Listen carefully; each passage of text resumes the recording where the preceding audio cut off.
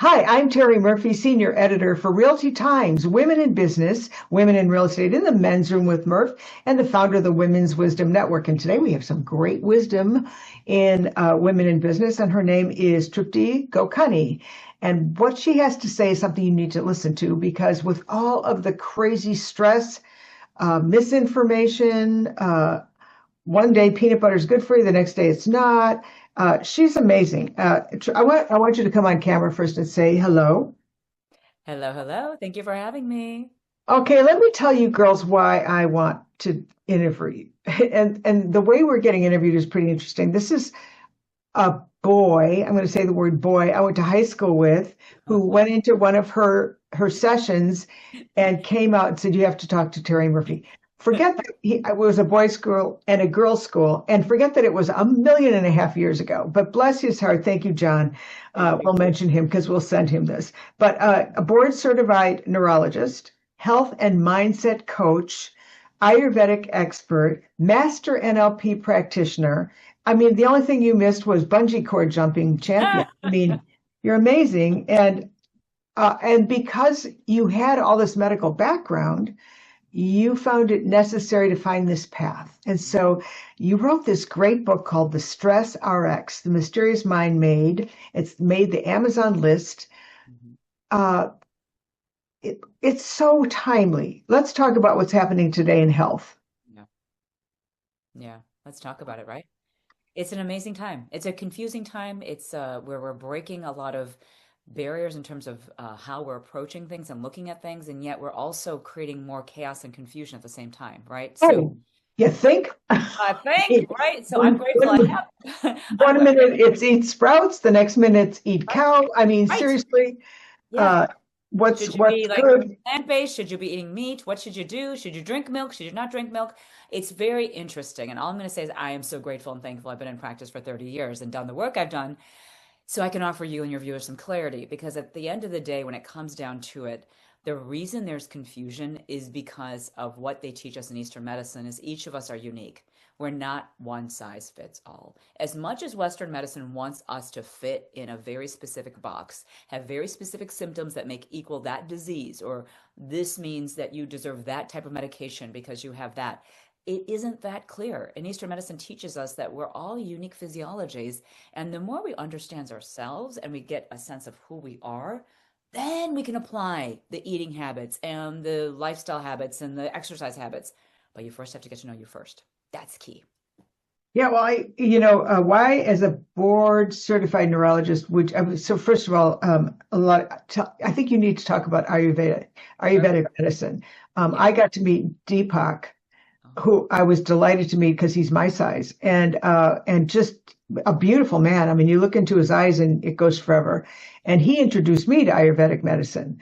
Uh, Talk to us about why would you study that when you were studying the other stuff? Yeah, and it was an interesting juxtaposition of time because I was a first year medical student. I was struggling with sleep, having severe insomnia. And of all things, Deepak Chopra came into my life at that time too, because I was struggling and I didn't know what to do. My dad's a physician. He did my Ooh. exam. He's a primary care doctor, just retired in the last few years. He did my physical exam, checked my labs. Now, this is 30 years ago. And he said, "You're fine, Trupti. I don't know why you can't sleep." And yet here I am so deprived of sleep and so stressed, but yet I didn't even know how stress looked. I didn't know how it presented itself. And I said, "I've got to have something wrong with me, Dad, because I can't sleep." So he said, "Your thyroid is fine, your blood sugars are fine, there's nothing wrong with you." And that's the last thing you want to hear when you're struggling is there's nothing wrong with you because I wanted to be diagnosed. I wanted to have something. So then, because of my not having an answer with my father, I went to see a therapist. And the therapist actually asked me some key questions and said, "Do you feel stressed out?" And I actually told her I didn't feel stressed because at that time, that was my personality. The personality that brought on the sleep issues was the only personality I knew. The hard driving perfectionistic go, go, go was I was just going to right, say, neurotic right. overachiever. Overachiever. Yeah. That's all I knew. So when you say, "Are you stressed? Are you feeling?" You ask the person, "Are you feeling out of alignment?" I said no, because quite frankly, that got me into med school. That got me to be very, productive with exercising and getting my things done. And I was very, I thought, in a good state. But that is the state that brought me into the sleep issues. So then I kept looking at different avenues and finally went to see a psychiatrist. This was the pivotal moment. The psychiatrist in 10 minutes asked me 8 questions, and they're actually the classic questions that are asked for depression. I didn't know. Do you feel sad? Do you have insomnia? Do you have guilt? Do you have low energy? I kept saying yes, yes, yes, yes, yes. And he's like, you've got depression. Here's Prozac. And I was like, wait, wait. New diagnosis, new prescription, never had anything in my life. And I walked out of the office in 10 minutes. It was a 10-minute visit. Prescription was ripped up, and I said, I've got to figure the answer out. And that's when I found Deepak Chopra in the bookstore because I went to the bookstore and found Ayurvedic medicine. And I had no idea what Ayurveda was, even though I grew up in Chicago, Indian of origin.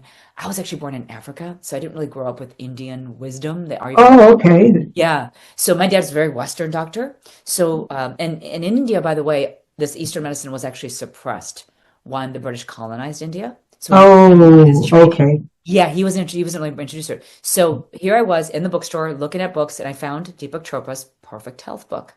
And in the book, it was such a different way of looking at your well-being. The questions were, do you feel that you move very fast, talk very fast? Do you have constipation? Do you have problems with falling asleep? Do you feel cold? And I was saying, yes, yes, yes, yes. Oh, well, then you have we call it Vata, V-A-T-A, Vata Right. imbalance, your excess wind, right? Excess air and space element. So Ayurveda, which just so listeners, so they know what this is, Ayur means life, Veda is wisdom. It's the wisdom of life, wisdom of longevity. We have 5 elements that make up who we are as individuals, as any sentient being, being a plant or an animal or a human being. 5 elements, air, space, fire, earth, water. Some of us born into air and space, the Vata, move and go and doing types, talk a lot, go a lot, move a lot, love to be the life of the party, right? And then we're very like the Vatas are also very, artistic and musical. The Pitta, more medium frame, competitive, kind of the type A. Fire, you can see what needs to be done. You're great at running things and organizing things. If you're the Pitta, you're a little competitive, right? And then the Kapha is the earth and water type, grounded, bigger frame, more relaxed. And it's interesting that bigger size is actually good in Ayurveda because that gives you resilience. Earth and water allows you to deal with stress because you're more grounded, you're quieter, you're more internal, more introspective. You're not moving and going like the Vata. So the 3 types you're born into them. And the beauty is when you start to get symptoms, one of those imbalances shows up. So I call it, I have a stress quiz on my website, but you might be too windy. It's I know. I know. yeah. You were going to tell us how to find that. Yeah. Basically, the website Trupti Gokani MD. What I did is I put together a quick quiz because I thought, not everyone's. I appreciate not everyone's going to read, the first book, The Mysterious Mind, or the second book, The Stress RX. I know everyone's busy and looking to get some answers, and sometimes, don't have the ability to put in the time to read at the moment. So I said, how about this? Let me put together a quick quiz. You take the quiz, you get to know your type, and you start to think Ayurvedically. You put the Ayurvedic hat on. So the quiz looks at, are you windy, fiery, earthy? Well, in my time, in my early years, I was windy, so windy. And everything I checked off was along with the windy, right? And I said, okay, what do I do? So, instead of drinking cold drinks, I was always drinking, and this was February in Chicago, you go right now. I was drinking cold ice drinks. You're supposed to, if you're Vata, drink warm. I'm holding a warm drink here. Warm grounding, cardamom, cinnamon. Think of grounding spices. Think about the fall. Grounding vegetables, like things that are like, root vegetables are very grounding, sweet potatoes. So you start to bring food in. You start to bring the state of the drinks in. You start to think about exercise. What was I doing at that time? I was moving vinyasa yoga. Actually, not vinyasa yoga. I hadn't taken up yoga yet. I was doing kickboxing, moving, kickboxing. And that's the last thing a Vata should do. Vata should do. We're Let them hear that. We were kickboxing because we wanted to be a princess when we were a little girl. And Yes, yes, right. now we want to beat the Jesus I out. totally. And it was that whole like persona. Remember that persona that was like, that was me, the kickboxer, going, moving, drinking my cold drinks. And I thought that was the physiology. That was a healthy physiology. I was shocked. Everything I was doing, honestly, was wrong. And yet I was told I was healthy. So what is health, right? What is health for you? And I think that's what we should want to explore a little bit is looking at, how Western medicine gives us this belief system that we're healthy. Unfortunately, there's a lot that's missed in Western medicine, coming from a Western medicine physician, gone Eastern. Oh, Yeah. oh, And you know that.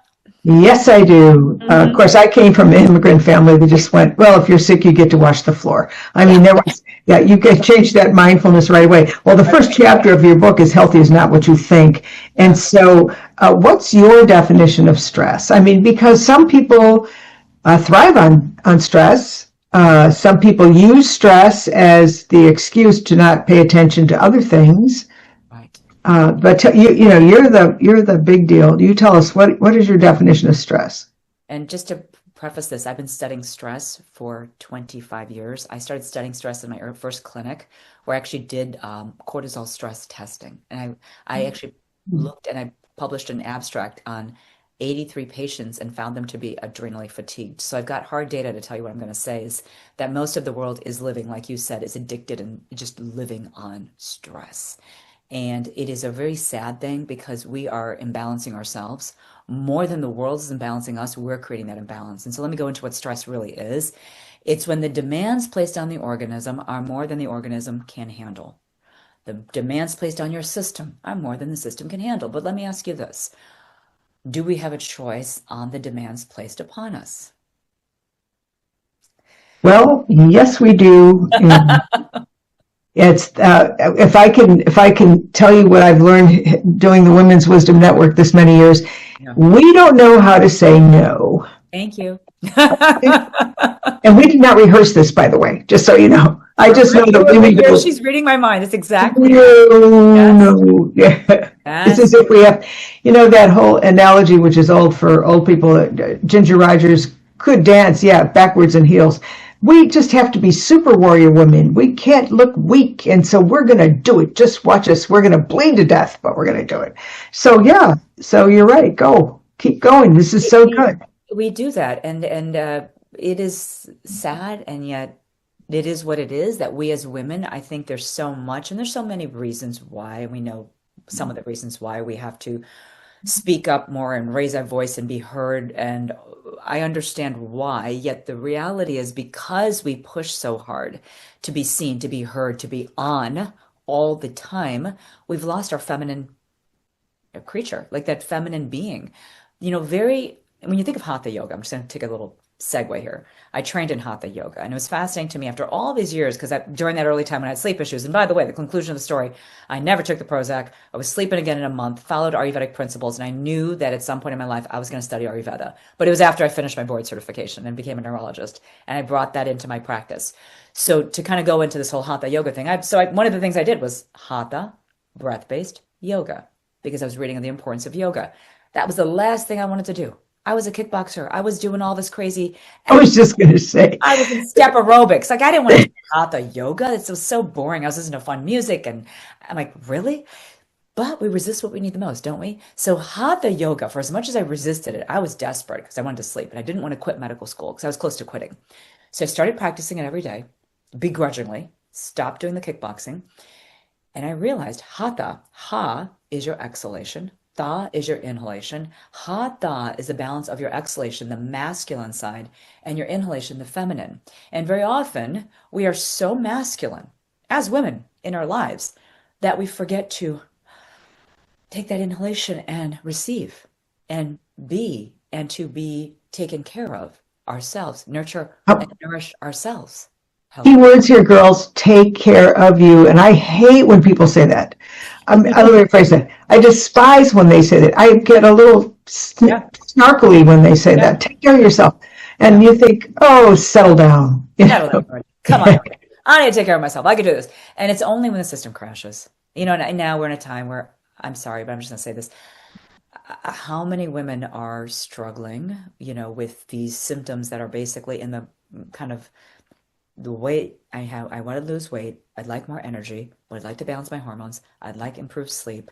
I'm feeling that I'm not in control of my eating. I'm hearing this a lot. This whole kind of picture of weight to be improved, energy to be improved, sleep improvement. When you look at that whole bucket, those symptoms that I hear, very often it's because we've overtaxed our system. We've pushed our adrenals. We've said too many yeses. We have said yes to too many others and not yes to ourselves. So for as much as I say, yeah, do the self-care, I get kind of tough on that as a coach. I'm like, no, boundary setting it is a must for you because when your adrenals drop out, which I saw, like I told you, 2012, I published that study on adrenal fatigue. Ariana Huffington wrote a book called Thrive. She talks about her adrenal issues. And what you'll find, and that's one of the reasons I think she started her other platform, Thrive Global, a lot of it was this idea that women, we just almost don't even know how to turn off. And, I go to exercise class, and it's interesting. This morning I did a yoga class, and it's a new gym that I joined, and it was a very warm room. And they didn't say that it was a vinyasa flow class, and it didn't say that it was a warm room. And usually they write that in there. I walked in, I was like, oh God, it feels like it's 80 degrees in here. And now most would say, well, that's great. It's February in Chicago. You're going into a warm room. The biggest challenge about doing warm-based or hot yoga and not being in alignment with your own body temperature is when you're in the midst of the practice, you don't know when to slow it down. So, hatha yoga, it's all about using your breath and breath guiding your movement. And if you start to hold your breath, tighten up, and you can't breathe through the poses, that means you're overtaxing and you're stressed. So how can we gauge our stress? When we're doing a hot yoga class, it's hot and you're pushing and you have no idea what your physiology is because you're feeling hot already. The heat your body warming up gives you a guidance to your adrenal state, your stress state, and says, hey, demands placed on me are more than I can handle. Back to the stress thing. Let me take it down a notch and breathe a little bit more.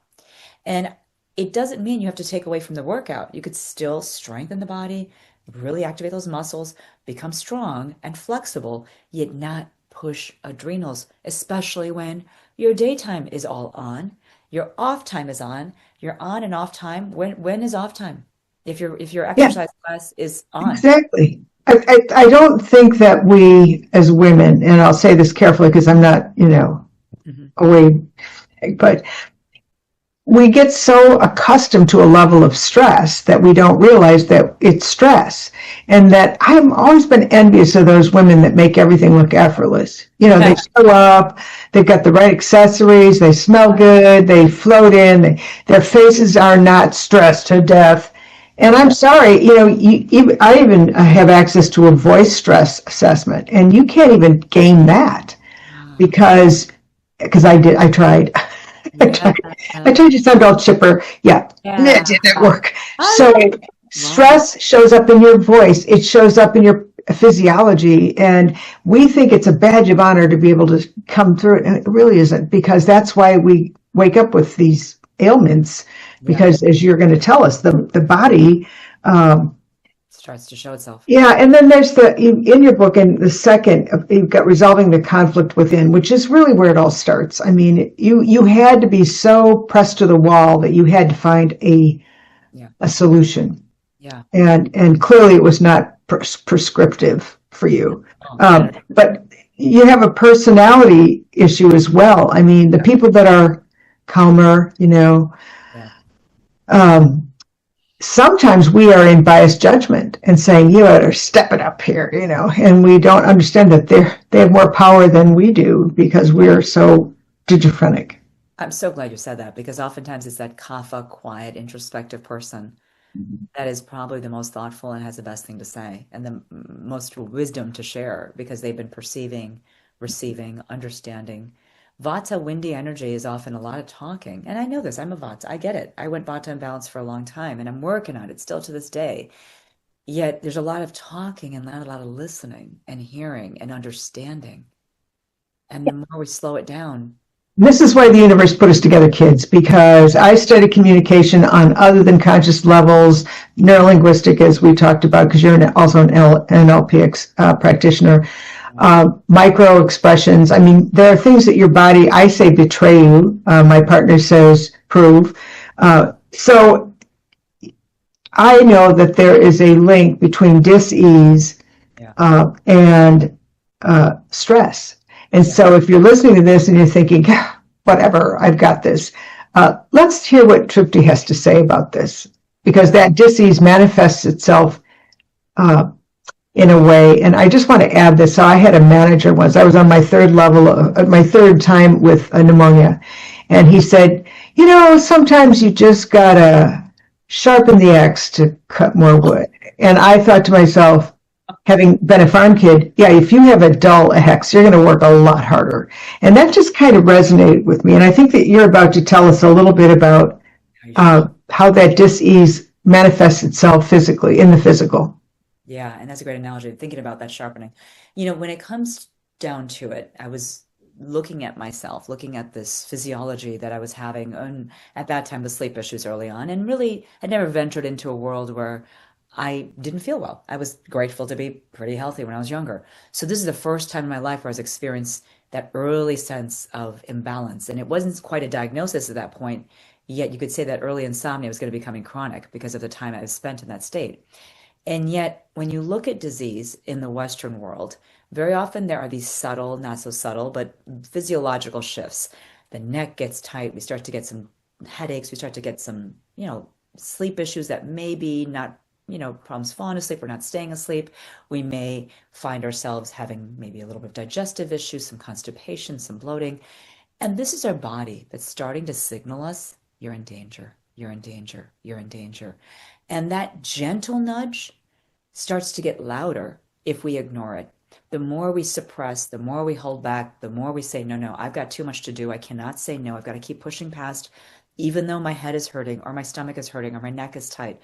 I'm going to push past, skip lunch, get to that meeting, make sure I get this done and get this accomplished, and I'll catch up later with myself. And Which we because of don't that, do. yeah, and that is so fascinating. Even skipping lunch, it's so amazing to me how many people push through lunch. In Eastern medicine, lunch is the most important meal of the day because the sun's at its peak, you make the most digestive enzymes, and how many imbalances I see because of that repetitive pattern of pushing through and saying yes to someone else and no to ourselves, right? And so as the brain is working here, it's trying to give you those signals, the nervous system is being activated, the sympathetic system is like warning you with some signals. You go into one of these three states. So the Vata windy state is literally the freeze state. When you think of wind freeze, the neck gets tight. It's like imagine wind blowing on you, you feel cold, right? Your neck gets tight, your colon gets tight, so there's constipation, there's gas and bloating, and there's neck tightness, and then that can turn into a headache, anxiety, hello, anxiety, fear, ADHD symptoms. That's all freeze, that's all wind energy. And very often we get the subtle hints first before it becomes something. Before my migraine patients got severe migraines, they were getting neck pain and tension headaches, but they were ignoring them or taking an Advil or taking an Excedrin migraine, right? And that's what happens is we skip a bowel movement. Okay, no big deal. I was a little constipated. No big deal. I was traveling. No, that is a big deal because constipation is linked to Parkinson's disease. 20 years before Parkinson's disease, they find that patients are constipated. And Wow. yeah, and anxiety is another one that's linked to Parkinson's disease. So why? Because that's wind energy. And think about the Parkinsonian person, right? The neck is tight, they're shuffling, they're like their hand is shaking, extra movement in the body. That's windy energy, right? And so fiery is that hot-headed, angry state. Yet we know when we're a little edgy, we're feeling off, a little nausea, queasy, get the reflux after we eat. Those aren't signs that you should skip because that's how stress shows up. It's a disconnect from your birth state. Your birth state is supposed to be this balanced, maybe kapha, but because you've been living this intense, skipping meals, go, go, go, saying yes to everything state, you start getting more fired up in pitta. And the quiz looks at, how fiery are you? And are you fiery? And then what happens is then it turns into disease. So stress is that disconnect. We start to get the symptoms. And then disease is when it stays there long enough, the body physiology changes, you start to get secondary tissue injury, and then it becomes a diagnosis. But why not catch things early? Or if you have a disease, why not say, what can I do to mitigate and reduce the symptoms? So maybe then the medications will work more effectively, or maybe, hey, maybe I can taper the medicines over the course of time. How about that? I saw that happen in my clinic all the time. It takes effort.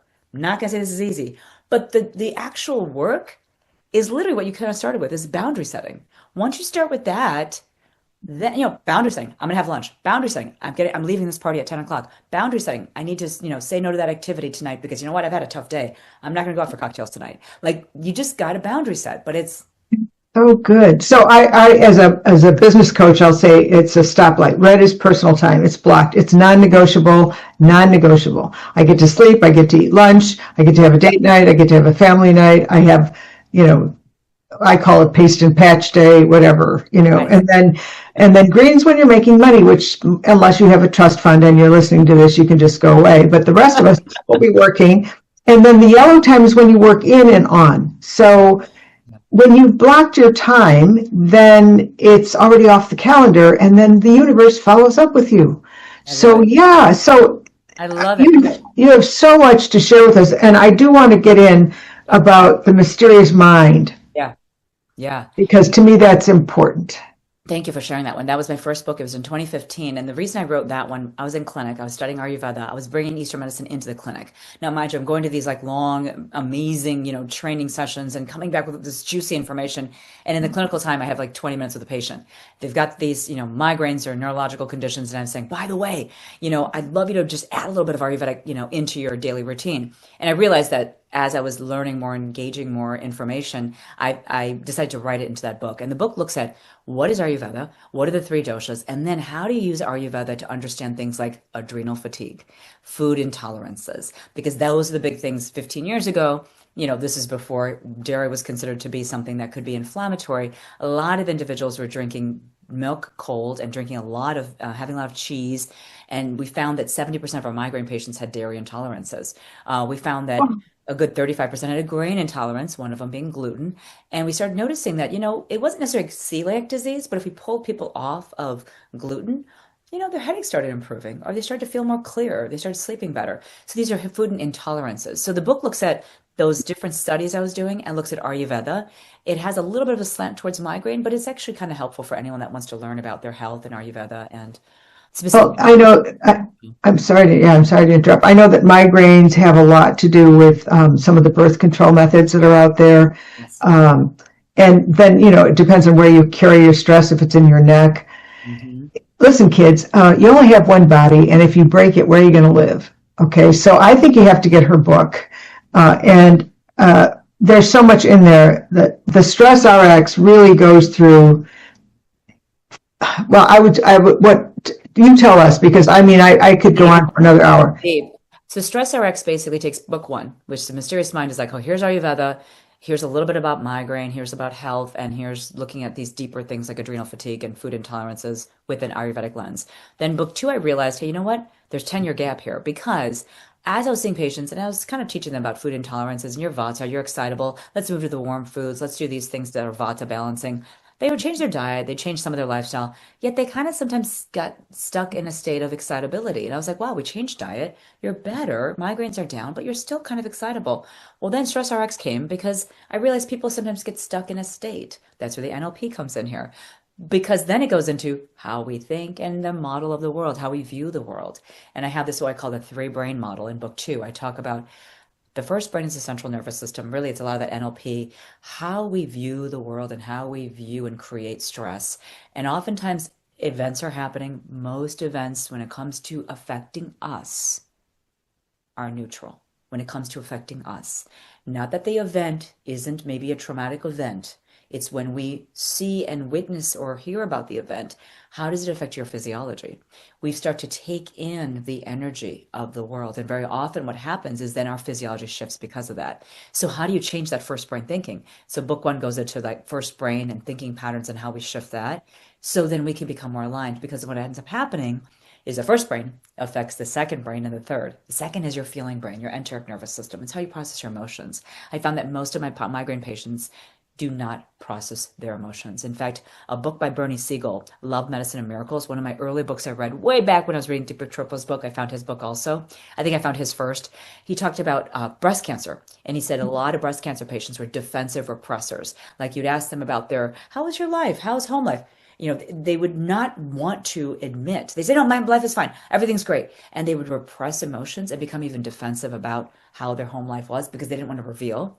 And it's interesting because you start to look at repressing emotions of anxiety and fear and anger.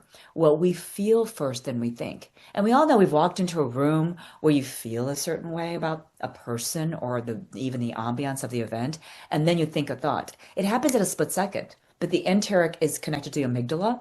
We're first perceiving at a subconscious level, then we consciously think. And then the third brain is the even more interesting piece is the microbiome, the 100 trillion bacteria. From book one, I was finding the food intolerances, and I realized, wait a second, even though people are taking foods away, they still have this imbalanced microbiome. And I started doing microbiome testing, and I talk about the importance of their healthy microbiome because those bugs, they help you make serotonin, right? The 90% of your serotonin production and your neurotransmitters are made in your gut. So I started realizing there's a top-down and bottom-up thing here, that the way you think affects how you feel and digest. The way you digest affects how you feel and think. So book two goes really deep into all that and your stress personality and why we get stuck, you know? Do you see why we want to just adopt her? Because I'm telling you this book, and I've studied Ayurvedics, not like you have, but there's so much in here. Who doesn't have trauma? Everybody has trauma. And then you add everything that's going on in the universe, and if you're high altruistic, you take it on, Yes. you feel the pain, and then you carry it around with you, and it's not yours, and you could put it down. That doesn't mean you don't care. But women we are wired for collaboration. We are wired for that. And so if you don't take care of yourself, you can't take care of anyone else. So I just feel people are probably going to ask me, so how do I get in touch with this amazing woman? How do I buy her book? What if we could hire her to speak to our group? Tell us the best way to reach you. So best way is basically anyone's welcome to email me. My email is ask@Trupti Gokani MD. That's TRUPTIGOKANIMD.com. Ask@Trupti Gokani MD. I'm happy to answer some emails about requests or interest in things. I have on the website Trupti Gokani MD. There's a stress quiz. I'd encourage everyone to take that quiz. It's a quick quiz. There's a little video afterwards. You get a little kind of intake assessments emailed to you. Understand your nature, understand your type, and then start to do some reading. I'd encourage you to read Mysterious Mind. Is available on Amazon.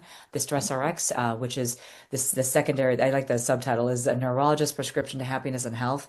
I love everyone to be happy and healthy for many, many, many years to go. It's not living a long life. It's living a healthy life for many years, right? I mean, we could be medicated and be frail and be in pain and live a long life, but we want to be vibrant and successful and helping and serving and doing things in this world because the world needs our help, right? And to be fully present for those that need us, right? So the book too is also, it's available. Actually, it was a hybrid. It's published by Simon & Schuster, worked with me on that one. So it's available in different bookstores. Amazon also available. Website has both links for those. And I have podcasts and other, interviews that are Go to the website because, it's well done. And clearly this book, if you are at your wit's end, if you have seen doctor after doctor, if you still have the same pain that you've had, if you can't sleep, you're going to be a cranky pants, okay? And you're going to need more than Botox to look good. So find her book, read the book, and you have to join us again because I would like to go through almost every chapter with you and do some work on, so we can spread the word. Because like you said, people can't always read. Is there an audiobook on this? Working on it, and that requires in 2 weeks to record it, and so that 2 week time has just not been available lately. Oh, trust, having done a couple of audiobooks, it's a lot of work, but but when you think about it, we have. Some people say, I have children, I take care of parents who do this. You always have 15 or 20 minutes in the morning while you're brushing your teeth and hopefully brushing your hair or putting it in, whatever you've got. And that's why audiobooks work well as well. So thank you so much for joining us. Again, from the Women's Wisdom Network, we love sharing women and showcasing their special gifts, and certainly you've contributed here. I want to thank you for joining us, and we are having her back. And go to the Women's Wisdom Network on the Facebook community and let us know how we can help you. I'm Terri Murphy. Thanks so much for joining us. Thank you.